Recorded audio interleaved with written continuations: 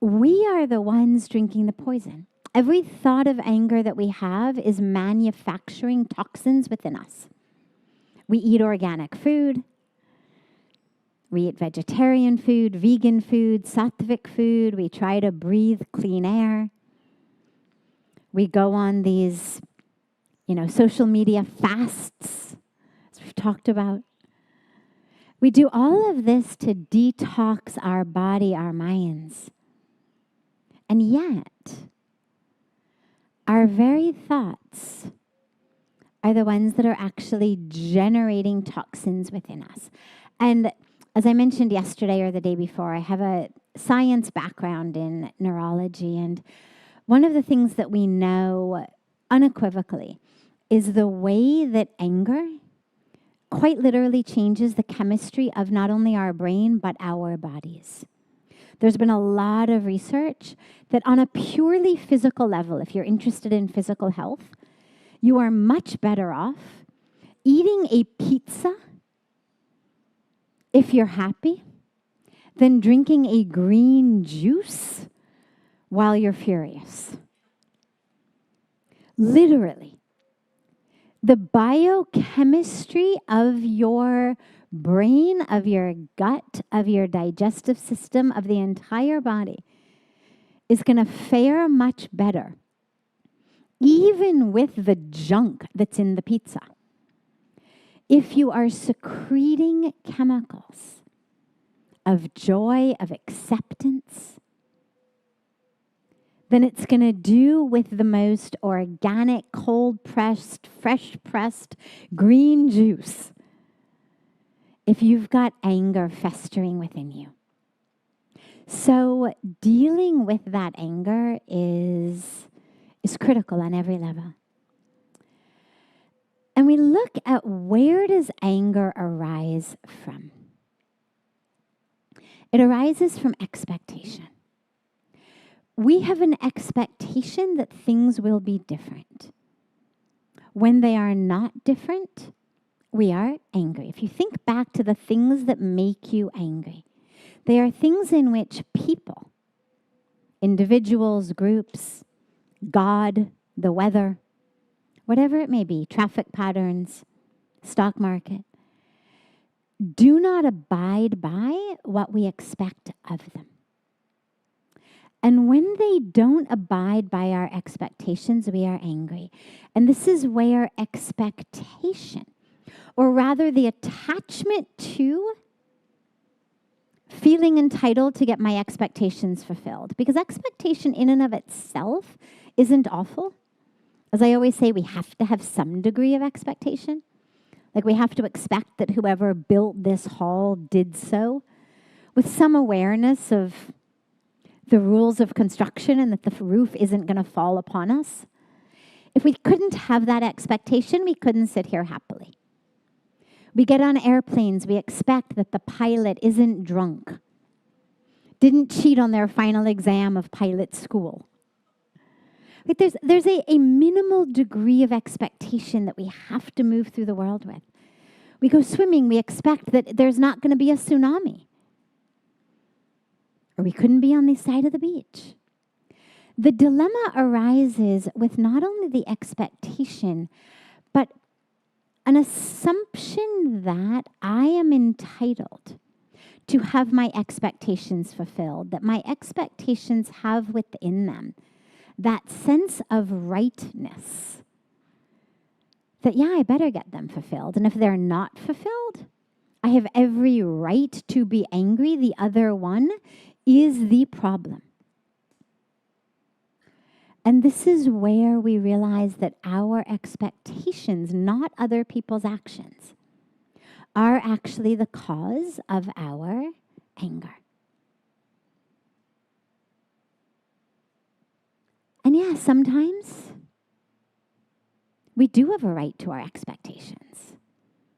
As I was sharing last night on a personal level, the struggles and the trauma that I went through, yeah, as kids, we really do have a right to have an expectation that people who are supposed to care for us are going to care for us, that they're not going to abuse us, that they're not going to abandon us.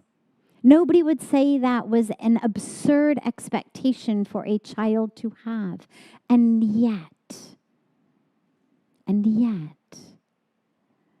just because we have a right to the expectation doesn't mean we are entitled to have it fulfilled.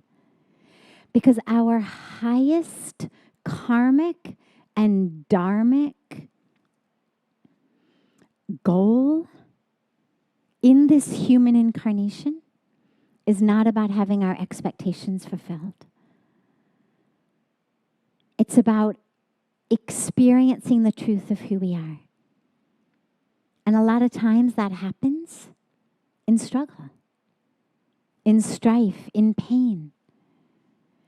One of my favorite stories is at the end of the Mahabharata, when Bhagwan Krishna says to Kunti, ask anything. You have suffered so much. That which has happened to your children, to your grandchildren, to your family, to your kingdom. You have suffered so much. And you've suffered with such grace. Ask anything. Let me give you any boon. And Kunti says to Krishna, lifetime after lifetime, give me suffering.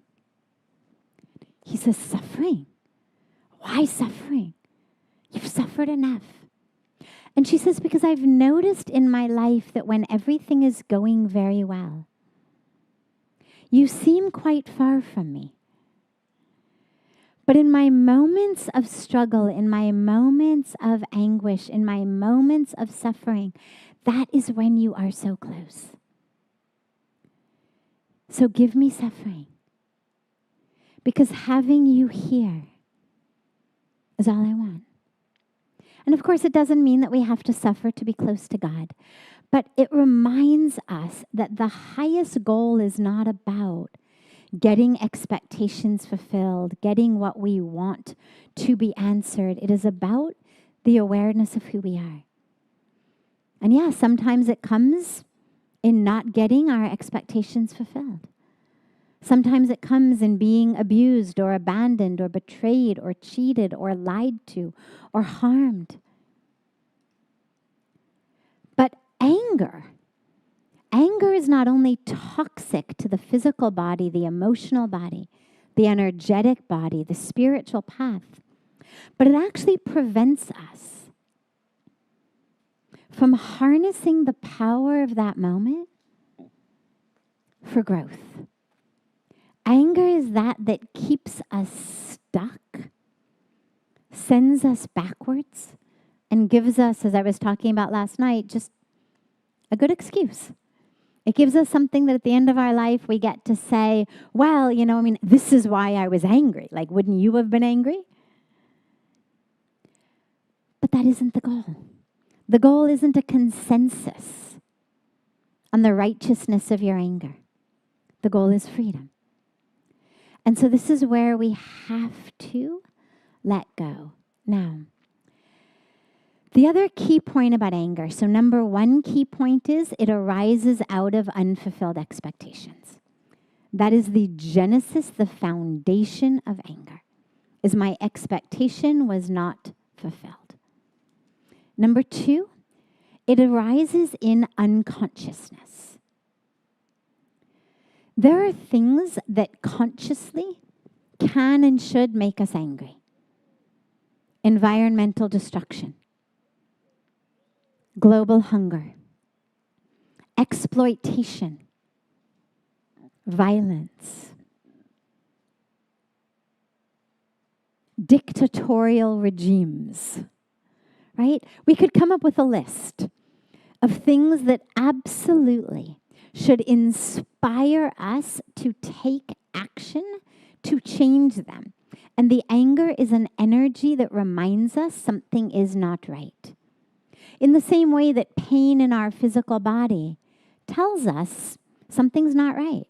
You sit here, there's a burning in your hip. It means you better change your position before you cause some permanent damage. It's a good sign. The goal is not to numb pain or to numb anger. It's a signal in you.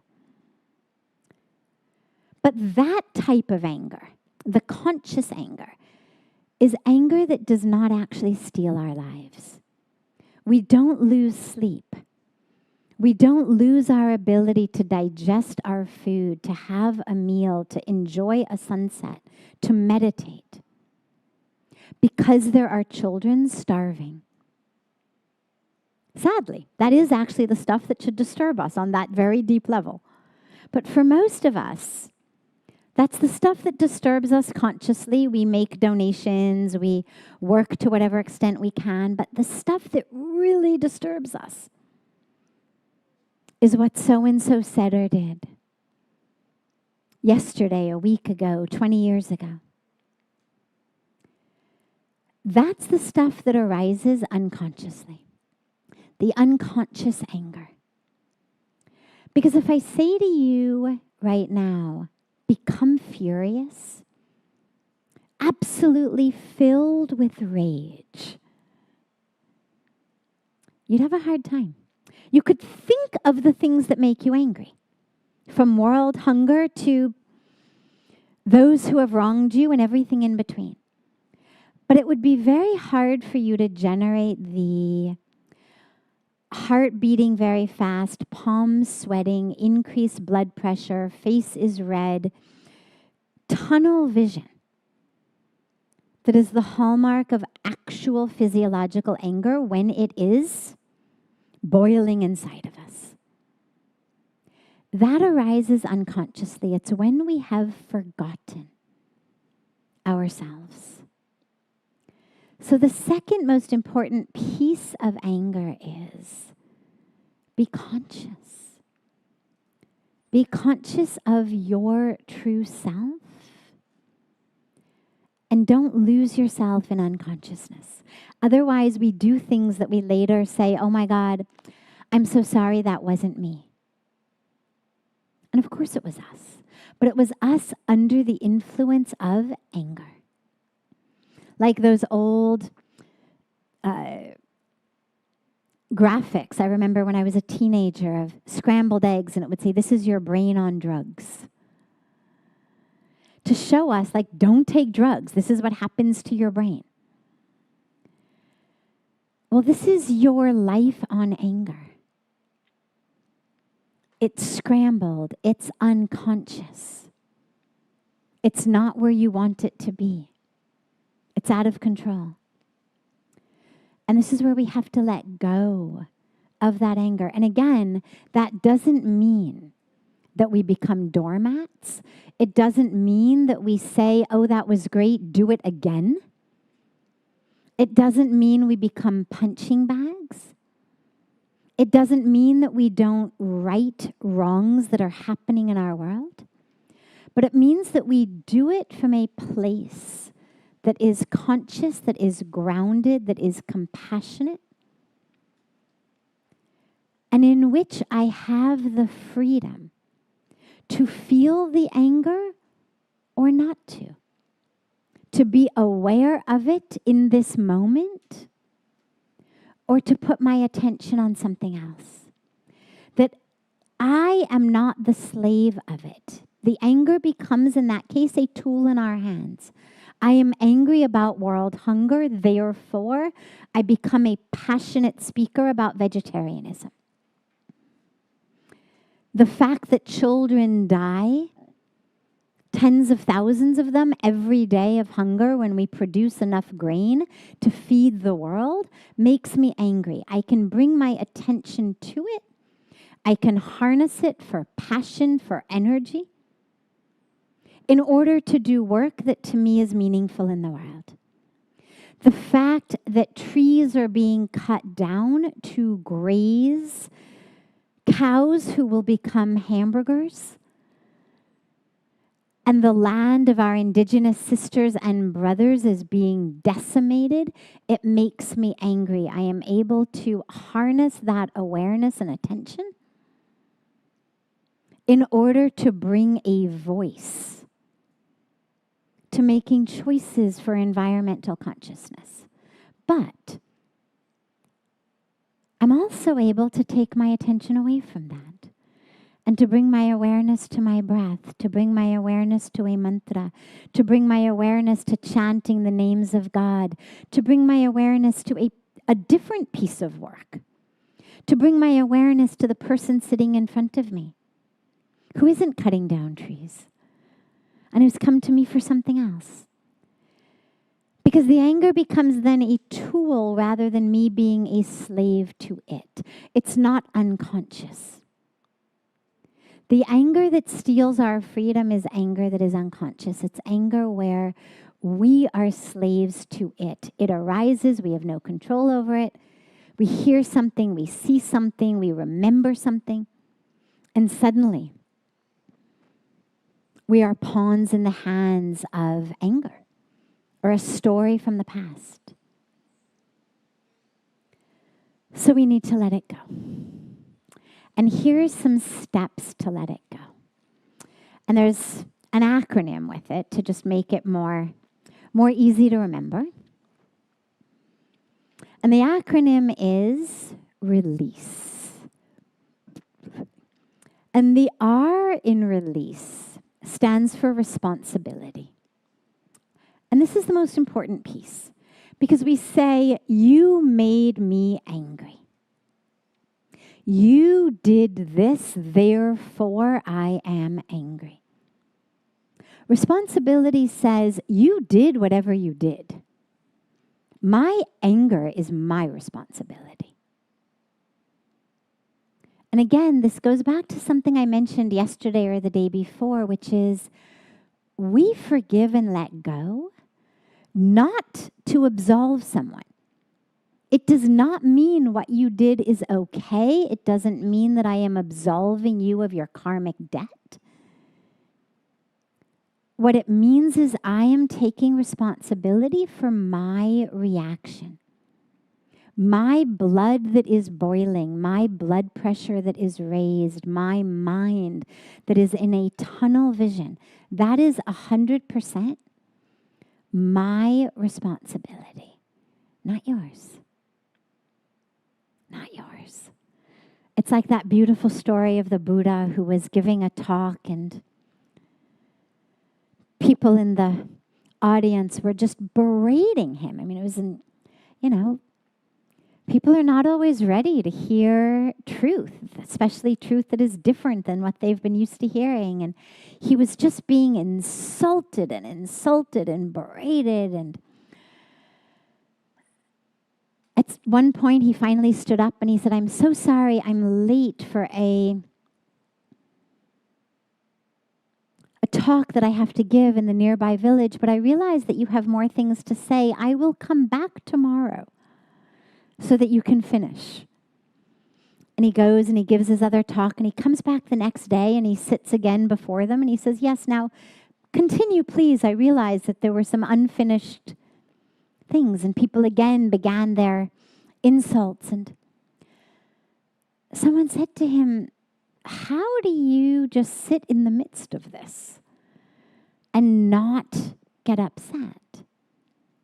And he said, when a mailman brings a package and you don't accept the package,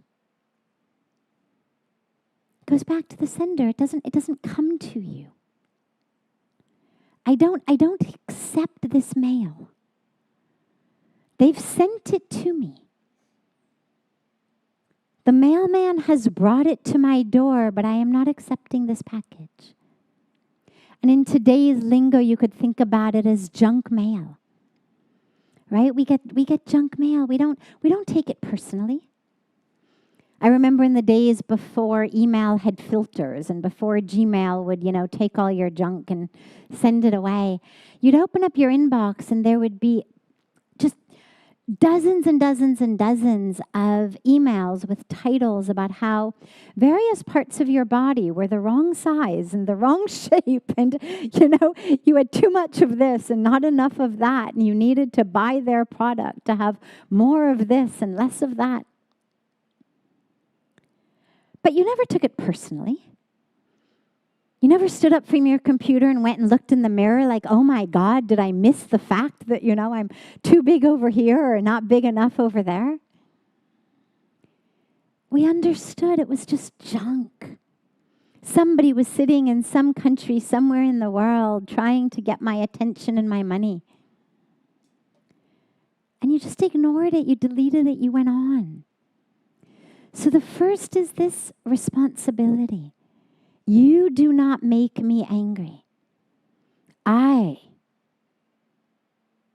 make myself angry. E. So release, our responsibility. E. Exhale. Just immediately in the moment, you notice you are angry, you notice you're getting angry, just exhale. Just breathe it out. Anger tightens us. Our chest, our lungs, our stomach, our neck, our head. There's a reason that when people get angry, you start to see their veins throbbing, right? And in cartoons, it's always people who are angry. Their veins are popping out of their neck, out of their head. We're constricted. Just exhale. Let it go. In that moment, just take a breath. It's okay. Here you are. What has been said has been said. What has been done has been done. Just exhale. Drop deeply. As you exhale, you enter into a parasympathetic state instead of a sympathetic state. So instead of the fight or flight nervous system response, we come into the parasympathetic response. Just exhale. It's very simple. And the L. L stands for look at it. Look at it. What is it? What is it that has made me so angry? What is the expectation I had that has not been fulfilled? It's so easy to say, oh, well, this person was obnoxious. They were rude. They did this. They should have done that. But stop for a moment and go deeper and go personal. What was my expectation? Did I have an expectation of fairness? I was going to do the washing, they would do the drying. I would be nice, therefore they would be nice. I would be a good person, therefore I would be given good things.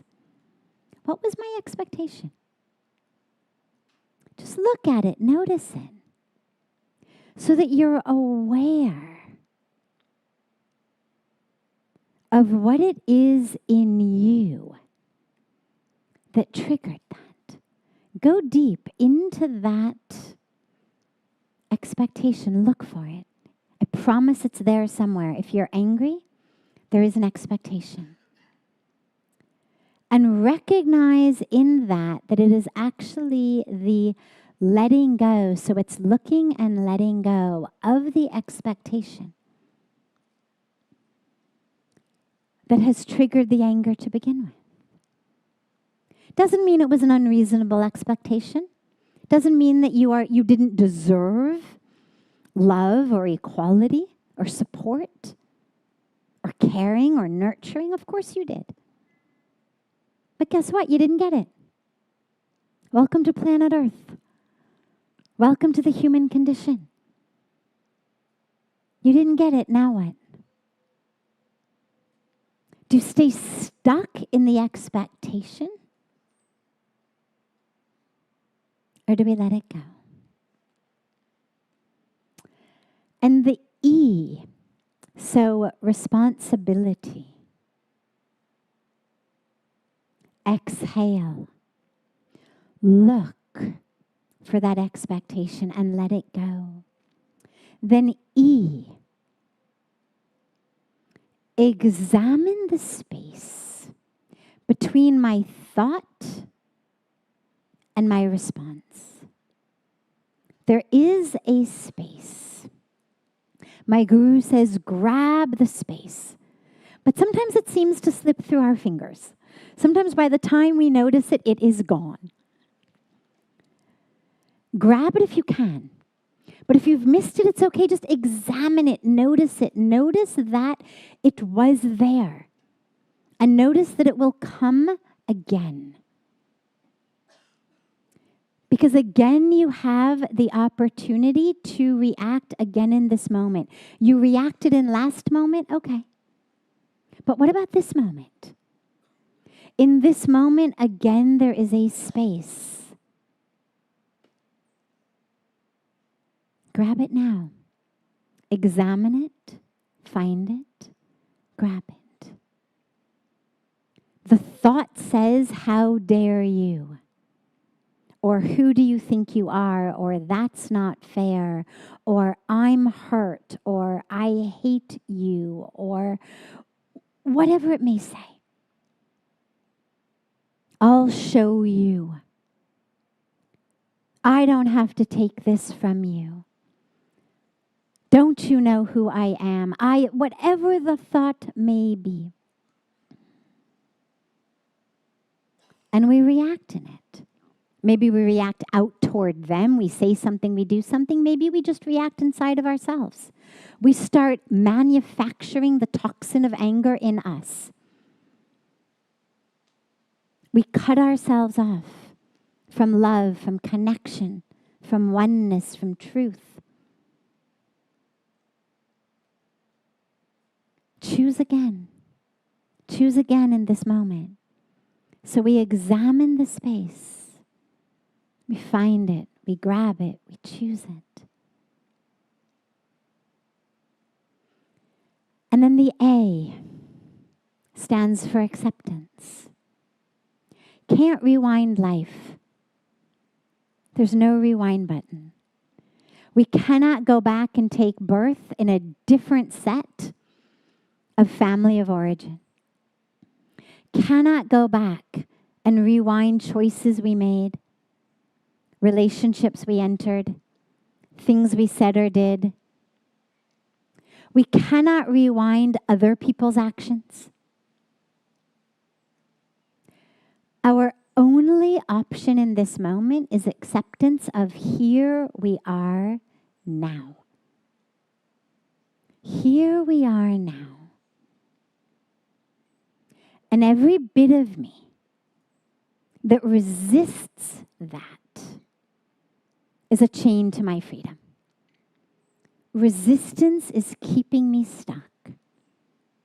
Resistance says there is something wrong with this moment.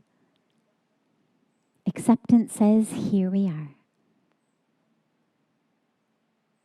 Here we are. And in the acceptance, we also accept the divine plan.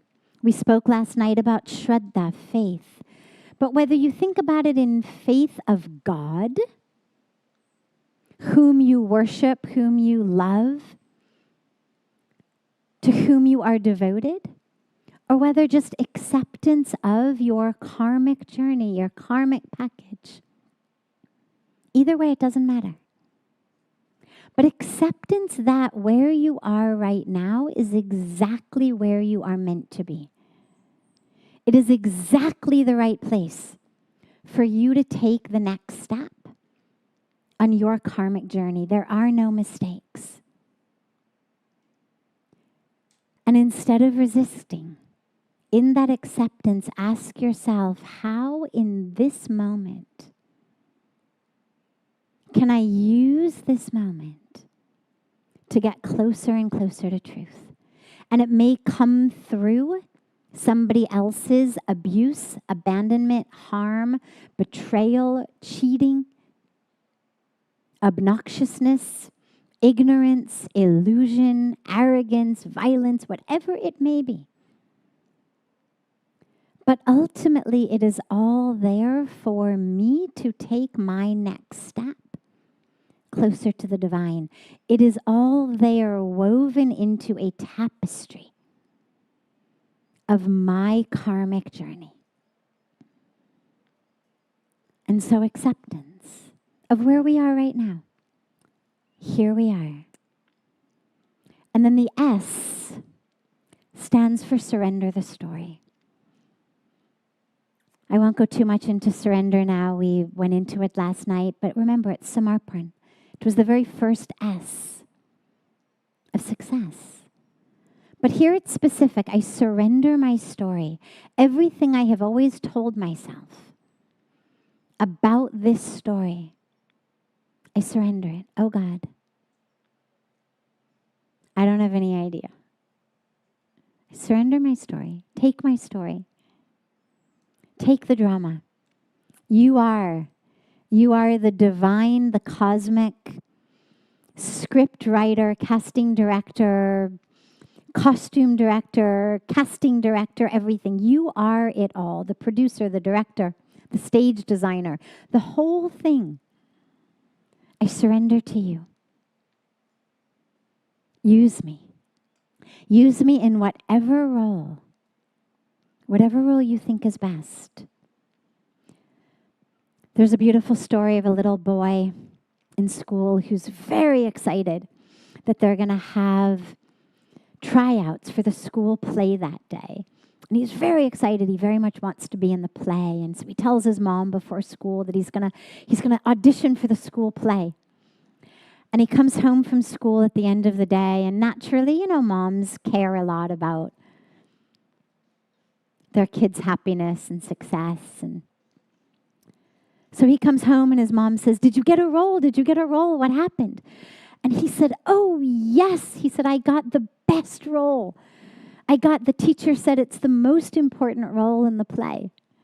And she said, "Oh, that's so great. What is your role?" And he said, "I get to sit in the front row and applaud very loudly." Now you think, how beautiful. How beautiful the way the teacher explained it to the child. It's not, "I'm so sorry, we filled all the roles, you don't get one." But how to make him understand that, okay, this particular go-around, he doesn't have a role on the stage, but he's no less important. He gets to sit right there and applaud. Right there. And it's critical. Every role. So we surrender. We surrender the story of the past, of the future. Oh God, use me. Flow through me. And then the E stands for we emerge. We emerge from the stuckness into the freedom. That is, it's our birthright. Just in closing, because it's got a minute till 1 and then we'll open it for questions. I'm very blessed to live on the banks of Ganga. And Ganga is the goddess. She's the bestower of liberation. And one of the things that we speak about and emphasize all the time is she doesn't just give liberation after you die. Otherwise, Indians, all over the world, there's the sense of bringing loved one's ashes to Ganga, to immerse the ashes in Ganga after the loved one has died, so they will attain moksha, liberation. And it's beautiful. But we always remind people, you don't have to wait. Don't assume that your loved ones are going to, carry your ashes to the banks of Ganga and do your final rites. Get free now. Because it's not freedom from the body. It's freedom in the body. And it's freedom from the way we think. It's freedom from the way we project. It's freedom from the way that we interpret. From the way we tell stories. From the way we live.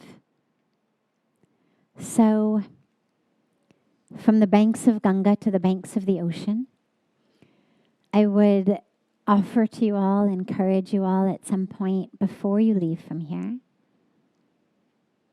to gather on your own together on the banks of the ocean.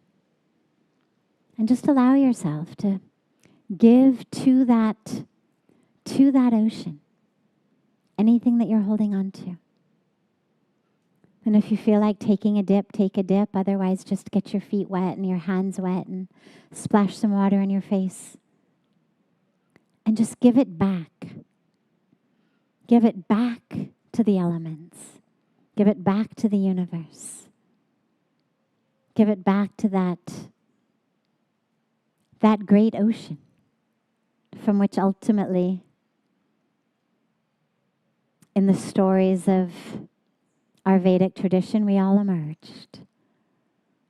Give it back to the ocean so that when you really leave from here, you leave free. Because every single one of you has that possibility.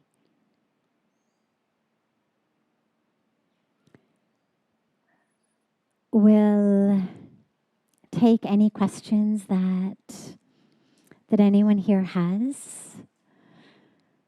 Yes. Hi there, thank you so much.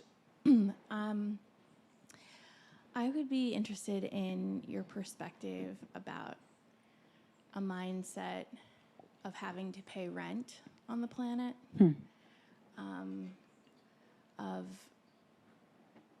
I'm sort of trying to wrestle with an idea of having to earn a place, having to be worthy of oxygen, worthy of all the gifts given.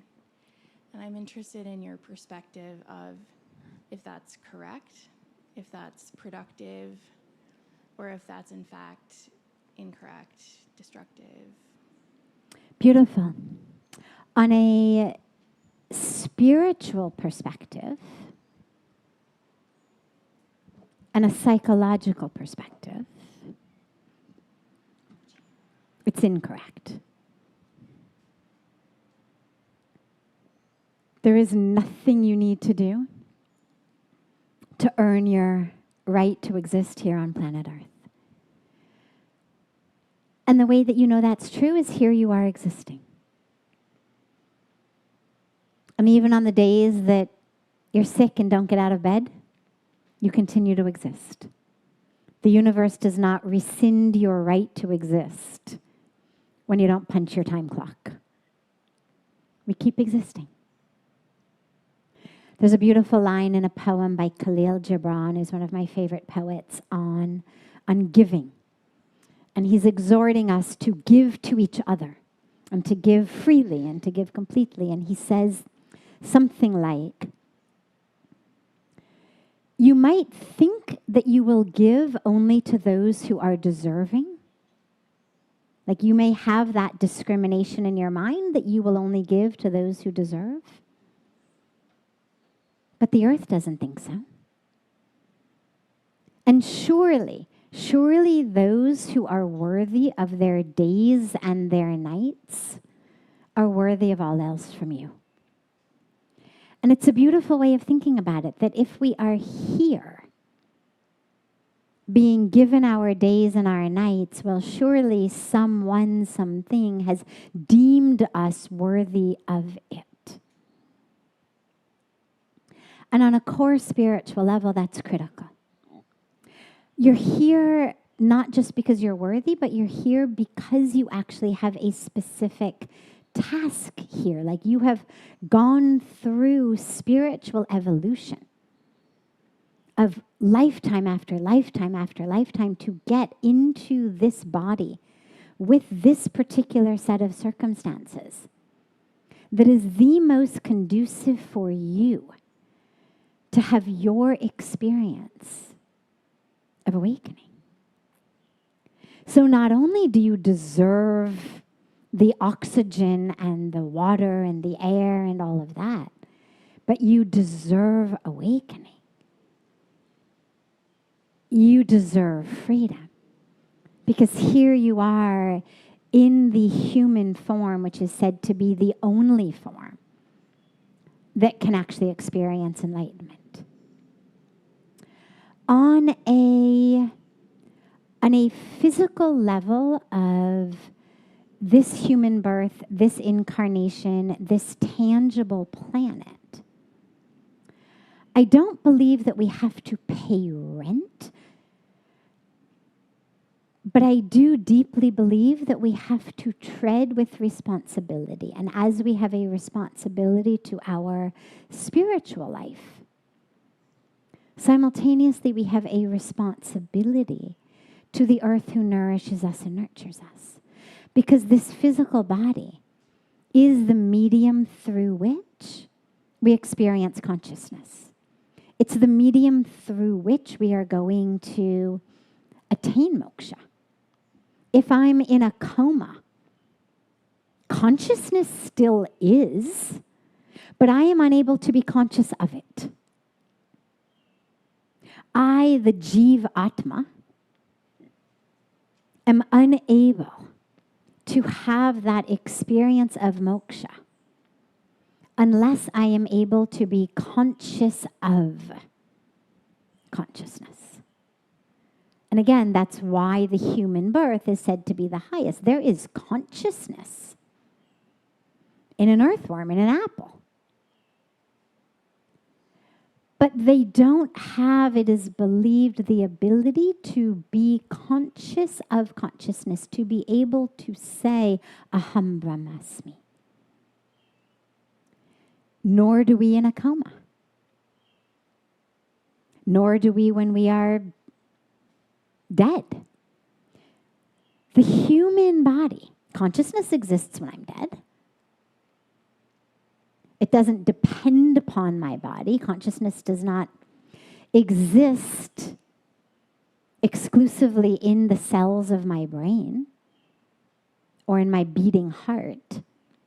But in order for me to experience it, to know it, to interact with it, I need the physical body to exist. The heart has to pump, the brain cells have to work, and they have to work so well that I am able to be aware and conscious.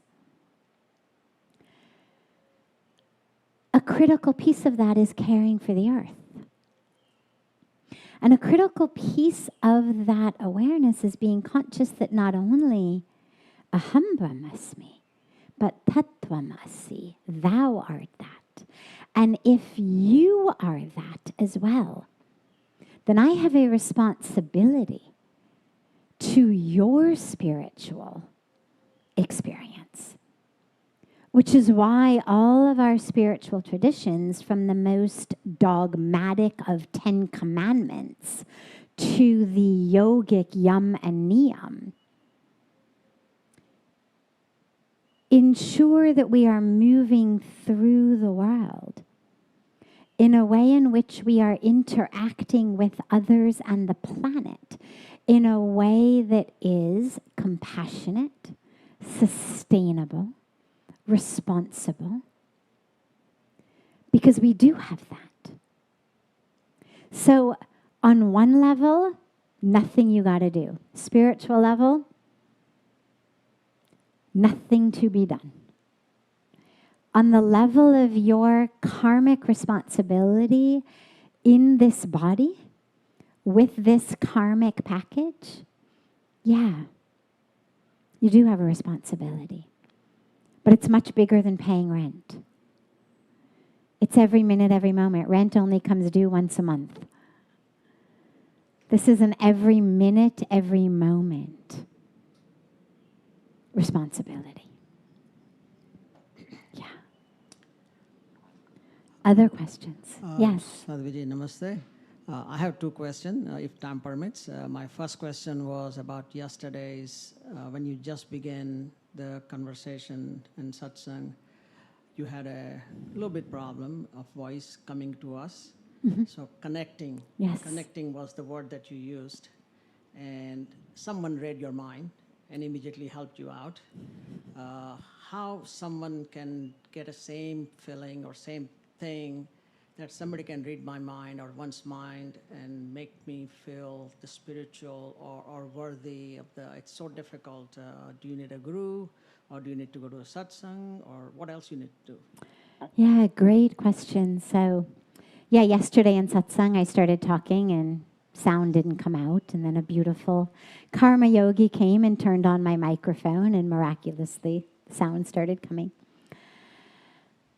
And so I spoke about that need to connect. And it's actually an analogy that I use a lot because electricity is such a beautiful example. Because we could have a beautiful lamp, but if it's not plugged into the wall, it's useless.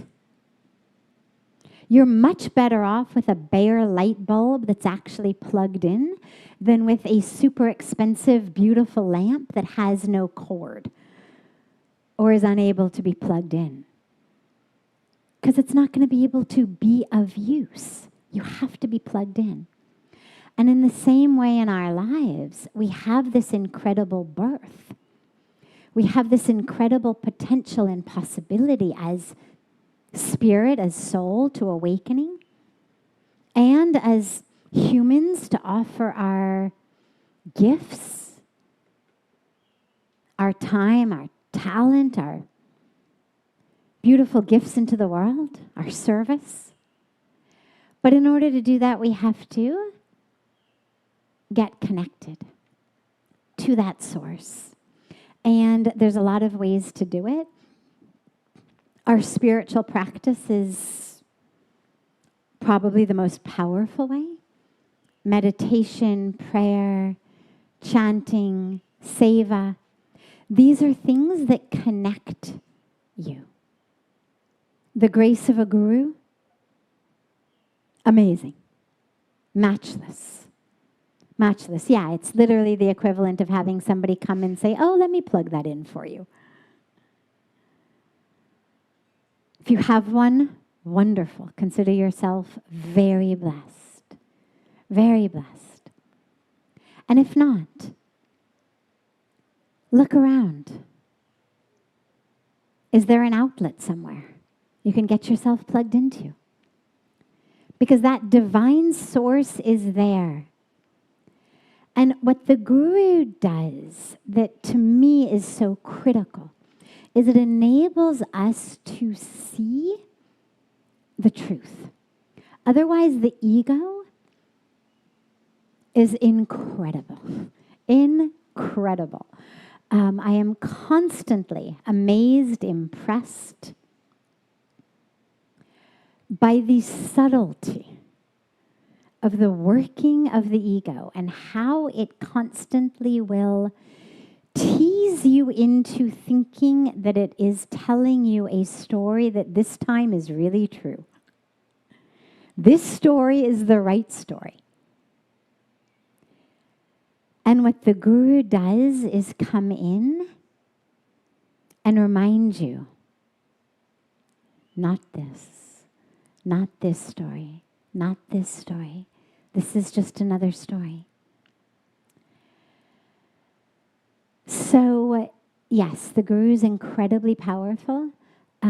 I recommend having a guru in your life fully and completely. I know there is absolutely no way in God knows how many lifetimes I would be where I am without the presence of my guru. And we still have to do our practice anyway. Because otherwise what ends up happening is we start doubting the guru.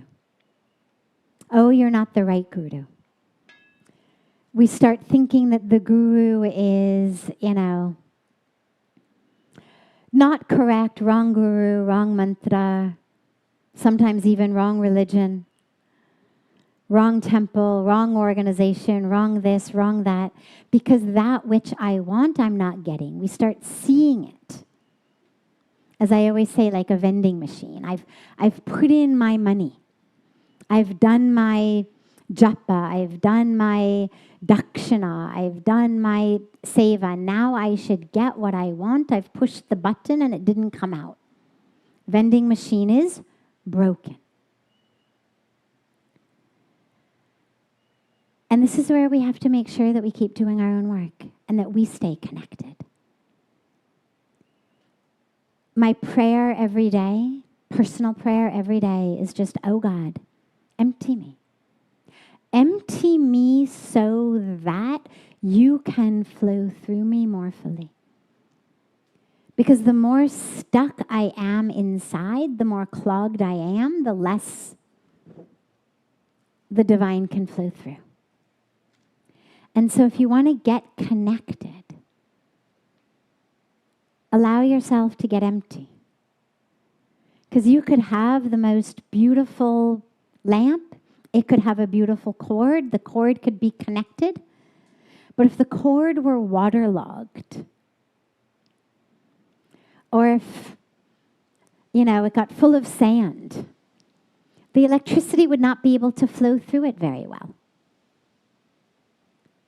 We see it happen in our mobile phones, right? They fall in the bathtub or the sink or the swimming pool and it doesn't work anymore. You plug it in, nothing goes through, nothing happens. In the same way with us, when we get full,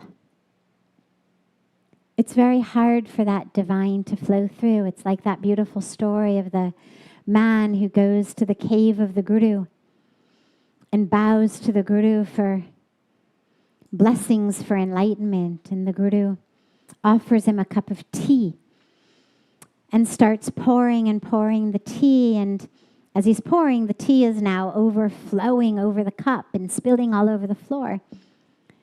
And the man says, stop, stop, the cup is full. It's can't hold anymore. And the Guru says, your mind is like this cup. You're so full of what you think you know, what you think you need, what you think you are, that there's nothing for me to give you. Just like I can't pour you more tea until you drink what is in this cup. I can't give you anything else until you empty yourself. So let that emptying be the first step. Let the connection, then the prayer for the connection, the active looking for ways to get connected to the divine, and the surrender at the feet of the Guru. Yeah, if someone else can plug in that cord for you, nothing like it. Yeah, beautiful. Yes. Oh, I'm sorry. Yeah, let her, she can go first and then you just, we have a mic here already. Oh, thank you so much. Thank you so much. Om Sadhviji. Thank you for your inspiring teachings. I'm from the UK, as you can tell. I'd like to ask a question on behalf of a spiritual support group we have through the Ashram, a number of us around the globe. We've been exploring the role of vairagya, non-attachment, in our marriages or committed partnerships. So it touches a little bit on what you were talking about yesterday. So how we maintain a loving and committed relationship while still really letting go of the attachments and expectations that get us stuck. And especially if we have I'm going to call it a spiritual, not inequality, but a different approach to spirituality in the relationship. Great question. I will share with you my favorite teaching on vairagya. When I first came to India, I hadn't known anything whatsoever at all about Hinduism, about Dharma, about yoga beyond the asanas, about anything when I came. And then I started hearing all these people talk about detachment as this great virtue. And you'd hear people translate it in English, detachment, even aloofness. I'd hear people say things like, I've become very aloof, as though somehow that were a virtue to be attained. And yet the enlightened masters in whose presence I was so blessed to be brought were the exact opposite of disconnection, of aloofness.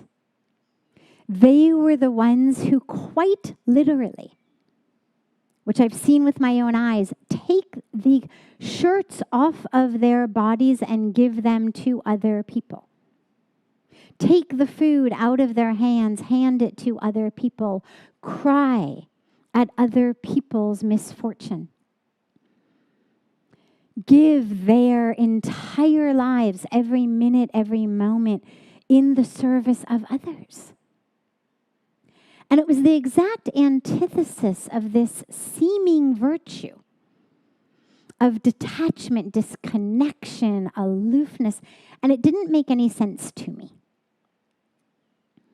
And when you speak about it in relationship, well, love is the energy through which everything happens, like bhakti. We speak about bhakti ki shakti, the power of devotion, the power of love. Why in the world would you want to be dry and detached and aloof and not caring if you could be in love? And at some point, I had been in India several years. Just, it was one of the pieces that didn't make sense to me floating around in my awareness. And I was sitting in a Srimad Bhagavad Katha as the Srimad Bhagavatam was being recited and taught. And the orator started speaking about bhakti. Now, bhakti, we know, is the virtue of devotion, but it's not just a virtue. In the Puranas, in the stories, bhakti was a being, an embodied being who walked planet Earth. And she had two sons, Gyan and Vairagya. And suddenly, I went, oh. And it was this moment in which it suddenly made sense, because bhakti is juicy love. And you cannot have juicy love give birth to dry detachment. And I realized that the English translation of vairagya was incorrect. It is not detachment. It is not disconnection. It is not indifference or aloofness. It is reconnection. In order to have vairagya, you have to have bhakti. You cannot have the son without the mother. There's no shortcut. You got to go through the mother to get the son. When we are deeply devoted to the divine, the little nonsense things that we are attached to, not the love, but the, oh my God, are you really going out like that? The attachment to what someone's wearing, what they're doing, how they're speaking, what university they're going to go into, the nitty gritty choices, decisions, paths that people walk. We let go of the attachment to that very naturally because we have reattached through bhakti to the divine, which is so much bigger and greater. And so vairagya becomes, like gyan becomes, the most natural byproduct of a true and deep immersion in love for the divine. As you love the divine, that attachment to the stuff that ruins our relationships, that pulls us out of love for soul, for essence, for divinity, for spirit, we automatically let go. So don't focus on the detachment. Focus on the reattachment. Focus on bhakti, and vairagya will be the natural offspring.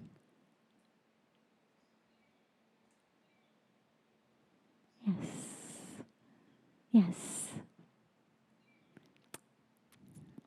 Yes, you. Just one sec. He's going to get you a mic.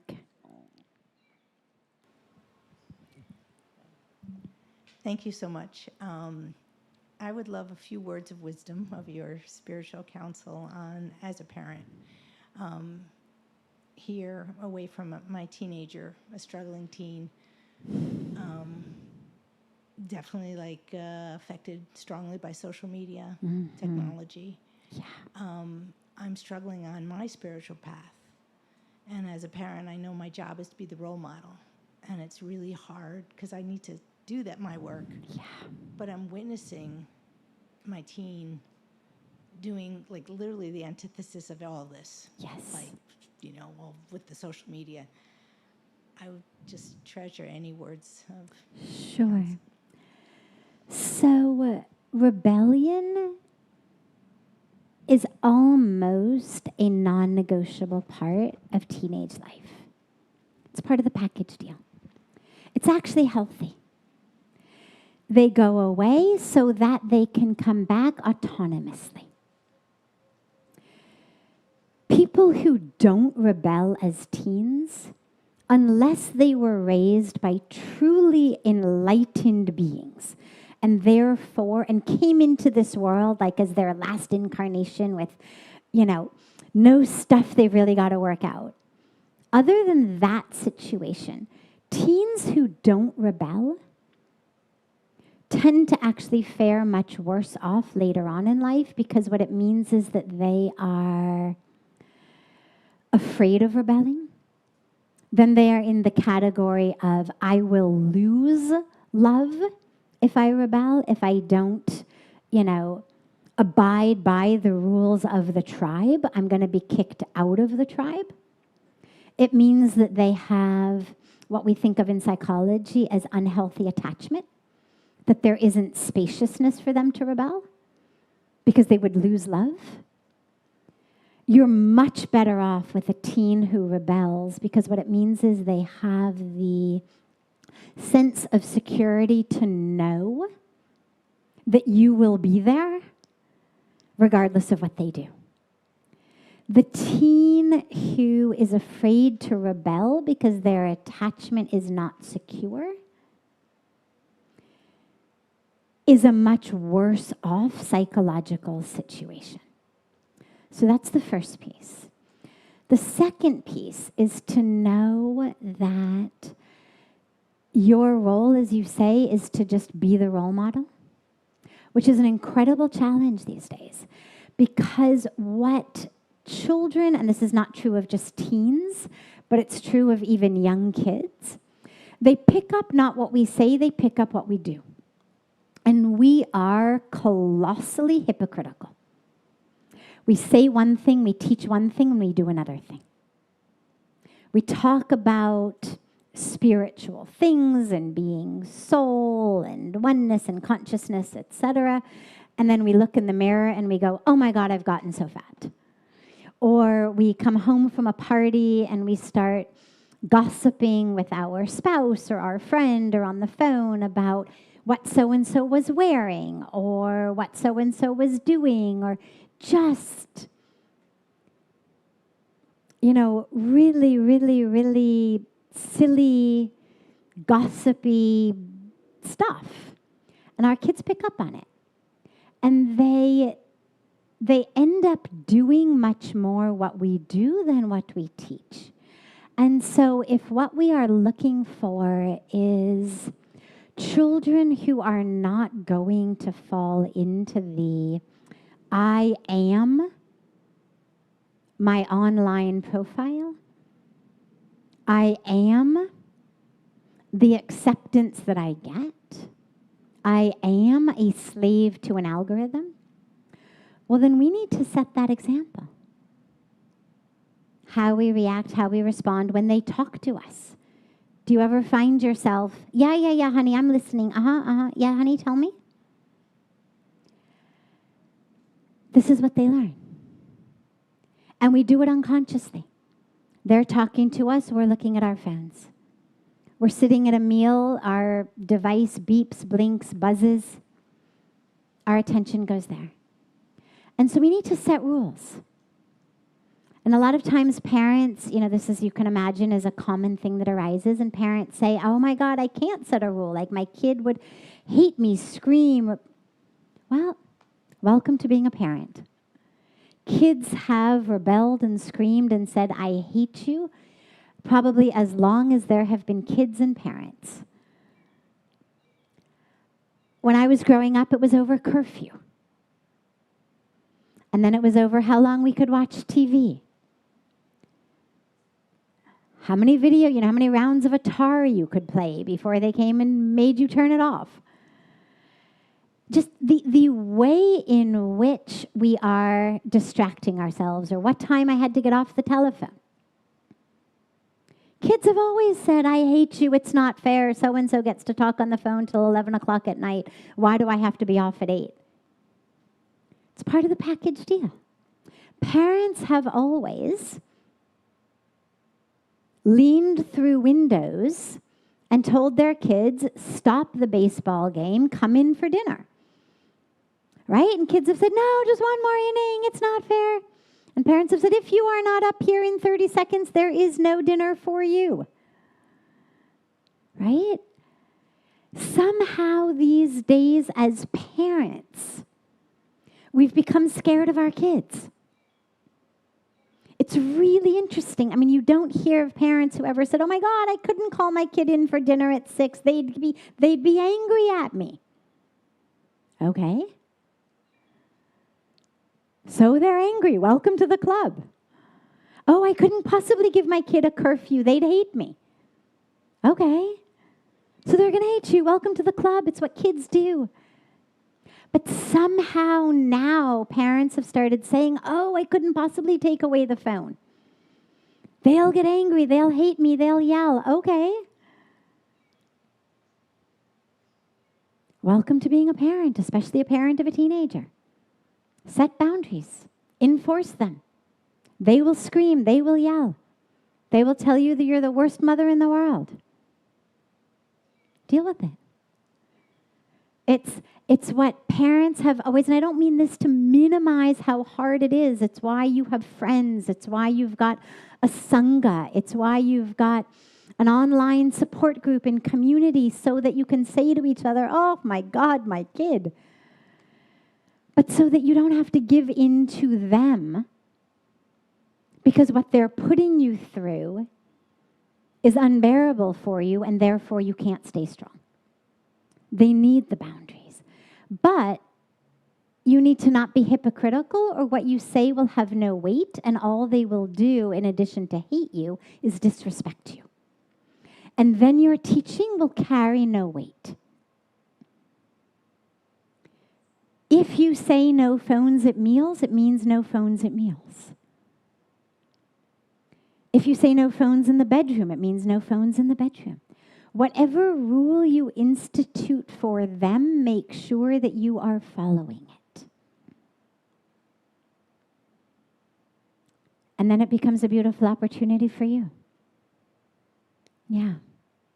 And by the way, just lastly, depending on how old your kids are, point them to research that shows, quite literally, the direct parallels between amount of time spent on social media and depression and suicidal tendencies. Like, the science is there.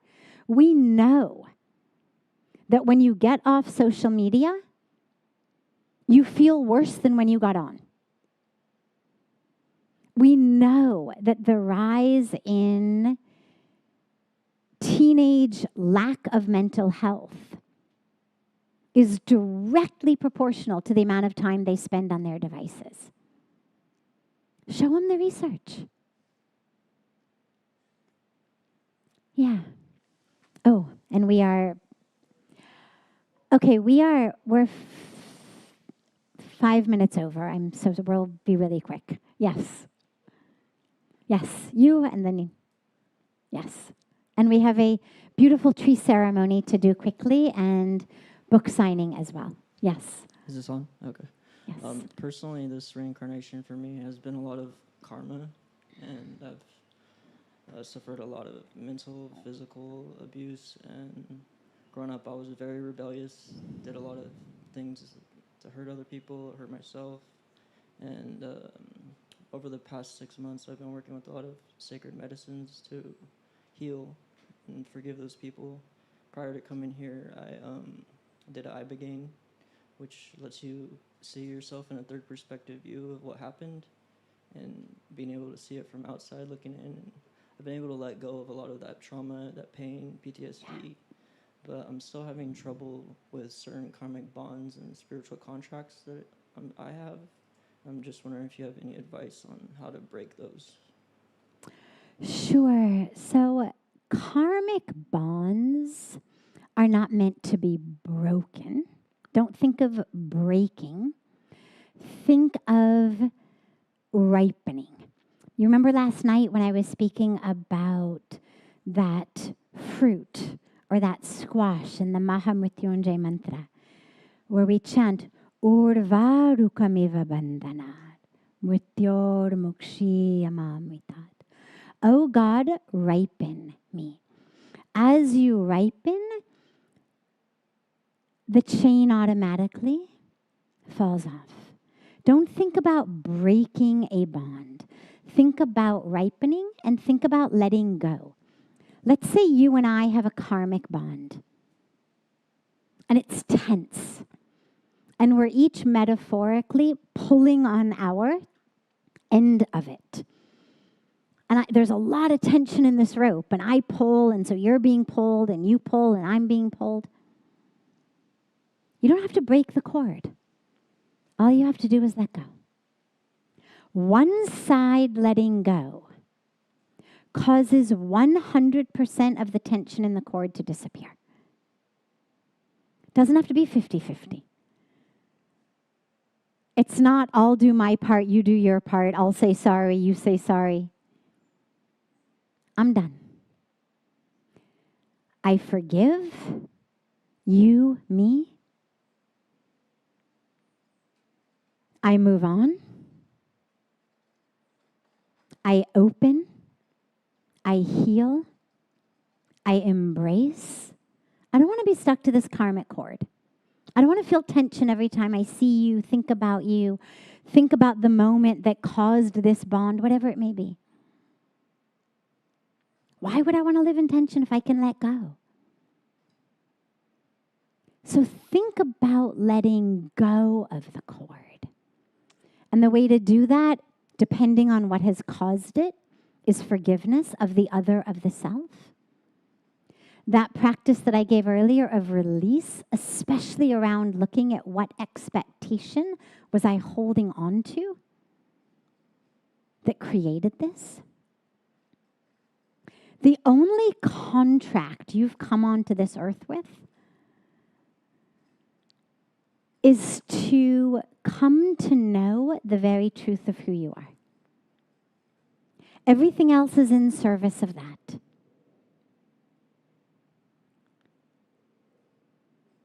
As you are walking your karmic journey, ask yourself with every moment, how am I using this moment to get clearer, freer, more and more of a channel of the divine flow of grace, of compassion, of offering, of love, of truth, of service, just in my being, in this moment.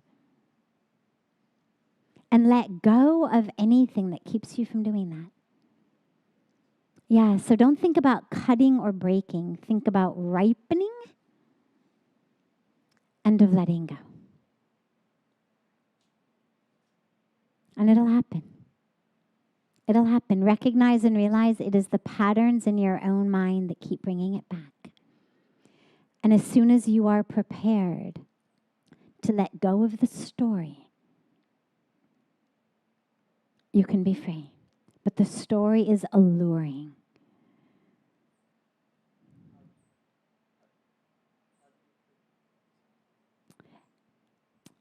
It's okay, I can hear you.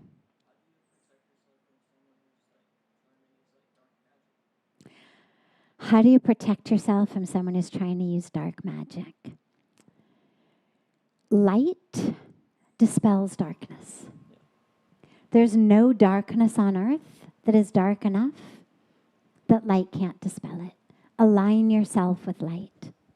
Instead of focusing on the dark, my guru, when I first met him, said something to me very beautiful. He said, you people in the West, he said, you sit around in a dark room talking about what it feels like to be in the dark, how dark it is, why it's dark, how long it's been dark. And he said, here in the East, we go like this on the wall looking for a light switch. Because the minute the light is on, it doesn't matter why it was dark before, or how long it had been dark, or where the darkness had come from. Get on the light. But we have this addiction to the story. This person, the darkness, align yourself with light. Align yourself with beings of light. Become the light. Work with light. Surround yourself with light. Envision light, share light, spread light. Instead of thinking about the darkness, think about the light. The darkest darkness immediately disappears the moment the sun rises. Yeah, beautiful. So I could do this all day, but I do know that we need to be conscious and considerate and compassionate of schedules and times. Tonight in the satsang, we will take your question first. And we will draw this to a close. We will gather together as it is Earth Day. We thought it would be beautiful to have a moment of celebrating Mother Earth. And they've just done some beautiful tree plantation here. First, I thought it would be beautiful to plant a tree, but it turns out they've already done that for us. So we can go and honor some of the trees that have just been planted that are fruit-giving trees as they give us that nourishment and give us that nurturance and give us that fruit. With our love, but also with our commitment to care for the earth, to honor the earth, to celebrate the earth, and to do whatever we can to protect her and preserve her. And I look so forward to being together with you all this evening in satsang.